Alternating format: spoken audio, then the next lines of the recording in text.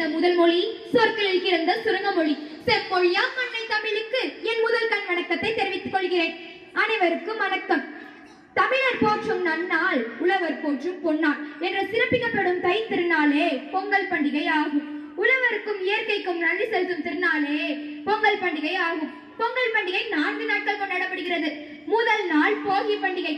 பழையன கழிதலும் புதியன புகுதலும் என்ற வரிகளுக்கு ஏற்ப நம் வீட்டில் உள்ள தேவையற்ற பொருட்களை மட்டுமல்லாமல் நம் மனதில் உள்ள தீய எண்ணத்தை போக்க வேண்டும் என்பதே பொருளாகும்.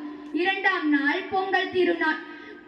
உழுதுண்டு வாழ்வோரே வாழ்வார் என்ற வள்ளுவரின் வரிகளுக்கு ஏற்ப உழவர்களுக்கு நன்றி செலுத்தும் நாளாக பொங்கல் திருநாள் கொண்டாடப்படுகிறது. 3ஆம் நாள் மாட்டு பொங்கல். பாலை பொழிந்து தருமடி பாப்பா, அந்த பசு மிக நல்லதடி பாப்பா, நல்வழிகளில் உழுது வரும் மாடு, இதை ஆரடிக்க வேண்டுமடி பாப்பா என்ற பாரதியாரின் வரிகளுக்கு ஏற்ப மாடுகளுக்கு நன்றி செலுத்தும் திருநாளே மாட்டு பொங்கல் ஆகும். இந்நாட்களில் மாடுகளை குளிப்பாற்றி பொட்டு வைத்து மாலையிட்டு பொங்கல் வைக்கும் திருநாளே மாட்டு பொங்கல் ஆகும்.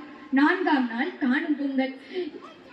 நன்றோரை கால்வது நன்றே என்ற வள்ளுவரின் வரிகளுக்கு ஏற்ப 4ஆம் நாள் காணும் பொங்கல் கொண்டாடப்படுகிறது.